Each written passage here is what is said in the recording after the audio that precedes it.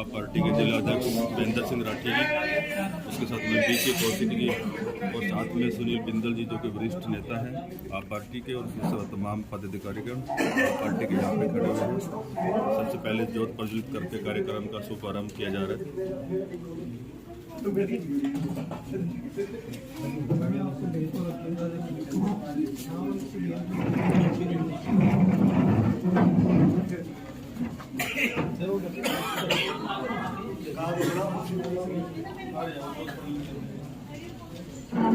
ज्ञापन सौंपा जाना था। आम आदमी पार्टी ने उनको समर्थन दिया था। आम आदमी पार्टी की टीम और एक आम आदमी पार्टी की सिरसा से आई हुई पूनम गोदारा और किसान नेता ग्रामीणों का राकेश कुमार, वो उनका लीड कर रहे थे। ज्ञापन सौंपने के दौरान पुलिस से मुठभेड़ हुई, नोक-झोंक हुई, बातचीत हुई। हम लोग शांतिपूर्वक तरीके से प्रदर्शन कर रहे थे और ज्ञापन सौंपा गया। वहाँ पर बैठकर अपनी बात हम कह रहे थे, लेकिन प्रशासन के लोग, पुलिस के लोग ज्यादती पर उतर आए और कुछ समय के बाद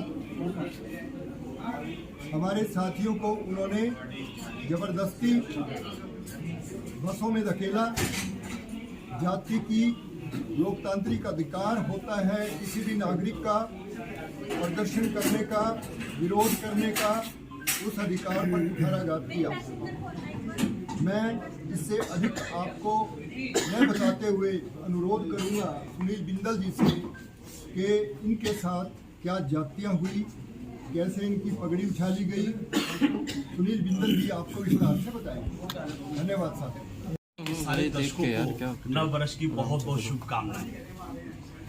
कल चौटाला गांव से पूनम जी और राकेश जी की अध्यक्षता में कुछ ग्रामीण मुख्यमंत्री आवास का घेराव करने के लिए करनाल में आए थे। उनकी बहुत साधारण सी मांगे थी। पिछले एक वर्ष में चौटाला गांव में 400 से ज़्यादा नवजात शिशुओं की मृत्यु हुई है। उसका मुख्य कारण क्या है? Lack of availability of doctors, lack of availability of paramedical staff, lack of infrastructure. आप बताएं कि ये सरकार क्या ये ठीक काम कर रही है? जो दो बेसिक मुद्दे हैं, शिक्षा और चिकित्सा, क्या आज हरियाणा की जनता को ये शिक्षा और चिकित्सा भी नहीं उपलब्ध करा सकते? बड़ी शर्म की बात है, आज देश को आजाद हुए 75 वर्ष हो गए हैं और हरियाणा में भाजपा के 8 साल के कुशासन के बाद भी यदि हरियाणा सरकार अपनी जनता को अच्छी स्वास्थ्य सुविधाएं उपलब्ध नहीं करा सकती तो इस सरकार को सत्ता में रहने का कोई अधिकार नहीं है। हम स्वास्थ्य मंत्री से अपील करना चाहते हैं, जो 400 नवजात शिशुओं की वहां पर मृत्यु हुई है उसका तुरंत संज्ञान लें। विशेषकर मैं एक बात बताना चाहूंगा कि ये जो चौटाला गांव है, यहाँ पर ये जो अस्पताल है ये चौधरी देवी लाल जी ने बनवाया था। वहां से रणजीत सिंह जी, दुष्यंत चौटाला, ये उनका विधानसभा क्षेत्र भी है और वहां से इस समय वर्तमान में 5 विधायक आते हैं। तो क्या मतलब वहां के लोग ये आवाज लगातार उठा रहे हैं और वो कड़कती सर्दी में जब उनकी बात वहां नहीं सुनी गई तो वो करनाल में मुख्यमंत्री को अपना ज्ञापन सौंपने आए। ये बहुत ही शर्म का विषय है।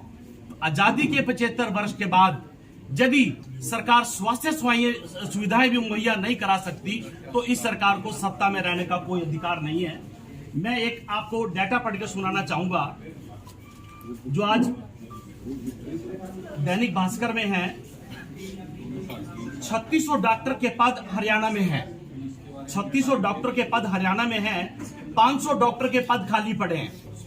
28,600 डॉक्टरों की प्रदेश को जरूरत है और 14,500 के करीब रजिस्टर्ड डॉक्टर हैं। 1,000 की आबादी के पीछे एक डॉक्टर होना चाहिए, यह सरकार का नियम है। क्या सरकार इन नियमों की अनदेखी नहीं कर रही है? क्या हरियाणा की जनता को अच्छी शिक्षा और अच्छी चिकित्सा का भी अधिकार नहीं है? जब लोग प्रदर्शन के लिए आते हैं, उनके साथ अमानवीय व्यवहार किया जाता है। लोकतंत्र के अंदर अपनी आवाज को उठाना एक हमारा मौलिक अधिकार है। फ्रीडम ऑफ एक्सप्रेशन हमारा एक मौलिक अधिकार है। जब कल हम वहां पर आवाज उठा रहे थे और हम लोग ये कह रहे थे कि हम मुख्यमंत्री से मिलना चाहते हैं, तो पुलिस प्रशासन ने हमारे साथ अमर्यादित भाषा का प्रयोग किया और बर्बरतापूर्ण हमारे साथ व्यवहार किया। हमने ना ही वहां पर कोई रास्ता रोका, ना ही हमने कोई रुकावट पैदा करी, ना ही वहां पे कोई लॉ एंड ऑर्डर की कोई सिचुएशन थी। उसके बावजूद भी जब हम लोग गिरफ्तारी दे रहे थे, उसमें से कुछ अधिकारियों की जो भाषा की शैली थी वो बहुत ही अमर्यादित थी। एक व्यक्ति ने ये कहा, इस साले को 2 थप्पड़ मारो, इस साले को तो मैं देख लूंगा। क्या ये पुलिस की कार्यशैली ठीक है? मैं करनाल के कप्तान गंगाराम पुनिया के मामले में ये संज्ञान में मामला लाना चाहता हूं और हरियाणा के जो होम मिनिस्टर हैं अनिल विज जी, उनके भी संज्ञान में लाना चाहता हूं। क्या पुलिस की इस तरीके की अमर्यादित शैली क्या उचित है? और उस पुलिस वाले को मैं ये कहना चाहता हूं कि ये जो शैली है ये लोकतंत्र में शैली नहीं है। हो सकता है सरकारें तो आनी जानी चीज है, इस सरकार में आपको लोग बचा लें। यदि उनको थप्पड़ मारने का शौक है तो मैं उनसे कहता हूं कि वो एक दिन की छुट्टी ले लें और सिविल वर्दी में आए और मेरे से मिलें और फिर मुझे एक बार दोबारा कहें कि भाई मैं आपको 2 थप्पड़ मारूंगा। मुझे यदि उन्होंने 2 उंगलियां भी लगा दी ना तो मैं मार जाऊंगा उनको। मैं अनिल विज जी से, करनाल के जो एसपी हैं, उनसे पुनः प्रार्थना करना चाहता हूं कि जो अपनी पुलिस की टीम है उनको समझाएं कि इस तरीके की जो अमर्यादित भाषा है ये नहीं चलेगी। पहले हमने अपने अधिकारों के लिए अंग्रेजों से लड़ाई लड़ी, अब हम काले अंग्रेजों से लड़ाई लड़ रहे हैं। ये जो सरकार है भ्रष्टाचार में डूबी हुई है, ये लंगड़ी सरकार है। हरियाणा की जनता ने 2019 में इनको नकार दिया था, पर सत्ता सुख भोगने के लिए इन्होंने अपनी चिर विरोधी पार्टी जजपा के साथ गठबंधन किया और राजनीतिक स्वार्थ के लिए ये लोग काम कर रहे हैं। और इस समय हरियाणा में भ्रष्टाचार चरम सीमा पर है। हरियाणा में कोई ऐसा वर्ग नहीं है जो इस सरकार से संतुष्ट हो, चाहे वो व्यापारी हो चाहे कर्मचारी हो, कोई वर्ग नहीं है जो सरकार से संतुष्ट हो। और हरियाणा सरकार में शायद ही कोई ऐसा विभाग हो जो भ्रष्टाचार से मुक्त हो। धन्यवाद। आप से जो लोग आए थे हम उनका समर्थन कर रहे थे, तो मैं उसमें अगली पंक्ति में था, इसलिए मुझे टारगेट बनाया गया। मेरे खिलाफ अमर्यादित भाषा का प्रयोग किया गया और मुझे धक्के से पुलिस की गाड़ी में डाला गया, जबकि मैं बहुत प्रेम से अपनी गिरफ्तारी दे रहा था। उसके बावजूद भी उन्होंने मुझे प्रताड़ित करने के लिए जानबूझकर मेरे साथ अमर्यादित भाषा का प्रयोग किया, जो बिल्कुल भी टॉलरेबल नहीं है। सरकारें आनी जानी चीज है। मैं पुलिस अधिकारियों को पुनः एक बार चेतावनी देना चाहता हूं, ये सरकार 1 साल बाद बदली जाएगी, आप लोगों ने यही रहना है। यदि आप जनता के साथ इस तरीके की अमर्यादित भाषा का प्रयोग करेंगे तो इसके परिणाम अच्छे नहीं होंगे। बस के अंदर बैठने के बाद भी धक्का मुक्की की? नहीं, बस के अंदर बैठने के बाद कोई अमर्यादित भाषा का प्रयोग नहीं किया। वो लोग हमें पुलिस लाइन में ले गए, वहां हमारे साथ कोई गलत बर्ताव नहीं हुआ, पर वहां मौके पर उन्होंने अपने आकाओं को खुश करने के लिए हमारे साथ अमर्यादित भाषा का प्रयोग किया। एक सभ्य समाज के आदमी को यदि ये कहा जाता है कि मैं आपको 2 थप्पड़ मारूंगा, आप ये वीडियो में सुन सकते हैं और मैं इसको सबक सिखाऊंगा, ये पुलिस प्रशासन की कार्यशैली पर एक बहुत बड़ा प्रश्न है। और मैं माननीय अनिल विज जी को पुनः प्रार्थना करना चाहता हूं, ऐसे अधिकारियों के विरुद्ध तुरंत कार्रवाई होनी चाहिए और इनको लाइन हाजिर करना चाहिए। आपको एग्जाम्पल देना चाहूंगा, हरियाणा में जो स्वास्थ्य का जो बजट है 2022-2023 के लिए, वो 1,42,204 करोड़ है जी। टोटल जो बजट है हरियाणा का 1,42,204 करोड़ है, जिसमें हरियाणा की सरकार स्वास्थ्य सेवाओं पर 8,595 करोड़ रुपए खर्च करती है, जो कि टोटल बजट का केवल 6% है। दूसरी ओर हरियाणा का पड़ोसी राज्य दिल्ली, जिसका टोटल बजट 71,085 करोड़ है, वो अपनी स्वास्थ्य सेवाओं पर 9,769 करोड़ रुपए खर्च करते हैं, जो कि टोटल बजट का 13.5% है।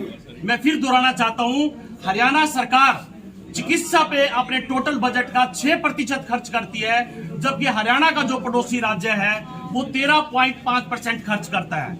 आप ये देख लीजिए कि हरियाणा सरकार की मतलब कार्यशैली क्या है। हरियाणा सरकार जो शिक्षा और चिकित्सा जो देश के नागरिकों को, हरियाणा के नागरिकों को चाहिए, उन मूलभूत सुविधाओं के लिए कितनी सीरियस है। दूसरी ओर अभी आपने एजुकेशन का जिक्र किया जी। हरियाणा का जो टोटल बजट है उसका जो हरियाणा सरकार है शिक्षा पर लगभग 14% खर्च करती है। दूसरी ओर जो हरियाणा का जो पड़ोसी राज्य है वो 21.5% खर्च करता है। 21.5% करने के बावजूद दिल्ली का जो बजट है वो मुनाफे का बजट है और हरियाणा का जो बजट है वो घाटे का बजट है। मैं आपको बता दूं अभी पिछले महीने के आंकड़ों तक हरियाणा पे जो कर्ज है वो 3,11,789 करोड़ है। 3,11,789 करोड़ है। जब 8 साल पहले ये जो भाजपा सरकार आई थी लगभग 8 गुना। आप ये देखिए क्या इन्होंने हरियाणा में 8 गुना विकास किया। हरियाणा की जनता इनसे लगातार प्रताड़ित है, भ्रष्टाचार का आलम है, गरीब आदमियों को 2 वक्त की रोटी के लाले पड़े हुए हैं और इनसे कोई भी वर्ग खुश नहीं है। मैं एक बात जो करनाल में एमबीबीएस के जो स्टूडेंट हैं उनका विषय भी उठाना चाहूंगा। ये जो सरकार ने 800 या 1000 करोड़ रुपए की लागत से जो कल्पना चावला मेडिकल कॉलेज बनाया है वहां पे बच्चे लगातार प्रदर्शन कर रहे हैं। आप सरकार की दोहरी नीति देखिए कि पूरे देश में नीति कुछ अलग है और मनोहर लाल के राज्य में नीति कुछ अलग है। यहाँ पे इन्होंने ये कहा बच्चों को कि आपको 7 साल का बॉन्ड भरना पड़ेगा, जो बाद में जब बच्चों ने इसका विरोध किया तो उसको 6 साल कर दिया। और उन्होंने ये कहा कि यदि आप इस बॉन्ड को फॉलो नहीं करेंगे तो आपको 40 लाख रुपए आपको फीस भरनी पड़ेगी और जो विरोध के बाद 30 लाख कर दी गई। आप ये देखिए किस तरीके की दोहरी नीति है, जबकि देश के दूसरे राज्यों में ऐसी कोई नीति नहीं है। अनएम्प्लॉयमेंट की हम बात करेंगे, इस समय पूरे देश में हरियाणा में जो बेरोजगारी है वो नंबर 1 पर है। यदि मैं आंकड़ों में बताऊं वो 30.6% है। धन्यवाद।